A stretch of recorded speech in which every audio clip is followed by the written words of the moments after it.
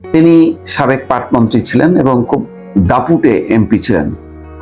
তিনি মুক্তিযোদ্ধা ছিলেন, কিন্তু তার এলাকায় বিরোধী কোনো পক্ষের রাজনীতি করার অধিকার ছিল না, বরং নির্যাতন নিপীড়নের মধ্য দিয়ে সমস্ত বিরোধী পক্ষকে তিনি এলাকা ছাড়া করেছেন।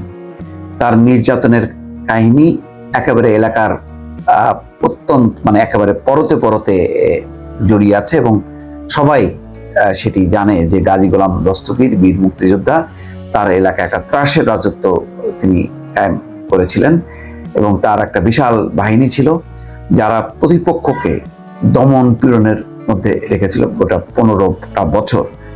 তিনি নিজে মন্ত্রী ছিলেন, তিনি একটা চ্যানেলেরও মালিক এবং এই সমস্ত চ্যানেল দিয়ে শেখ হাসিনার স্বৈরশাসনকে দীর্ঘায়িত করার জন্য যা যা করার দরকার তাই করেছেন। এত বড় মুক্তিযোদ্ধা, তিনি সাহস হননি যে তিনি তার নিজের বাসায় থাকবেন এবং তার বিরুদ্ধে যেহেতু মামলা আছে পুলিশ তাকে গ্রেপ্তার করবে। এই আইনি লড়াই করার মতন সাহস তারা হারিয়ে ফেলেছেন। প্রথম ভাগে যারা পালিয়ে গেছেন তারা তো গেছেনই।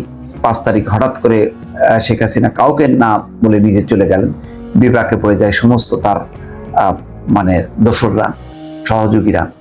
তারা এখন দিক বিদিক ভাবে পালাচ্ছে, কেউ পালাতে যে সীমান্তে ধরা পড়ছে কাহিল অবস্থায়, কারোর অন্ডকোষ ফেটে যাচ্ছে এই লাথি চড় থাপ্পড় কিল ঘুষির কারণে সীমান্ত এলাকায়, কেউ পাহাড় পর্বত জঙ্গল পেরিয়ে পালাতে যে ইসাক আলী খান পান্নার মতন মারা যাচ্ছে।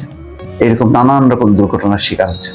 আর ঢাকার ভেতরে যারা পালিয়ে আছেন তারা তাদের নিজের বাসায় থাকতে পারছে না, তারা আত্মীয় স্বজন ওর বাসায় থেকে নিজেকে আত্মরক্ষা করার চেষ্টা করছে। আসলে এভাবে আত্মরক্ষা করা যায় না এবং তাদেরকে অবশ্যই জবাবদিহি মুখে পড়তে হবে এবং থাকতে হবে এবং হয়তো তাদেরকে হত্যা মামলায় গ্রেপ্তার করা হচ্ছে প্রাথমিক পর্যায়ে, কিন্তু তাদের বিরুদ্ধে সুনির্দিষ্ট অভিযোগ আছে।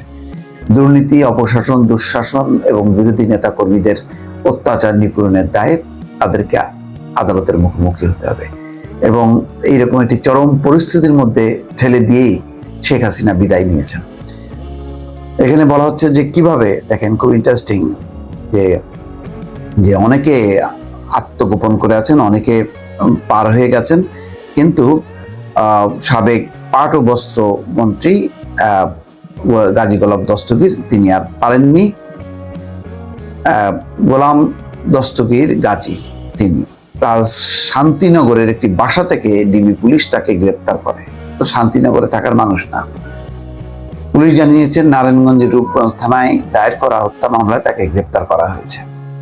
রোববার সকালে পল্টন থানার ওসি মোহাম্মদ খালিদ হোসেন গণমাধ্যমকে বলেন, শান্তিনগরের একটি বাসা থেকে সাবেক পাটমন্ত্রীকে গ্রেপ্তার করা হয়েছে।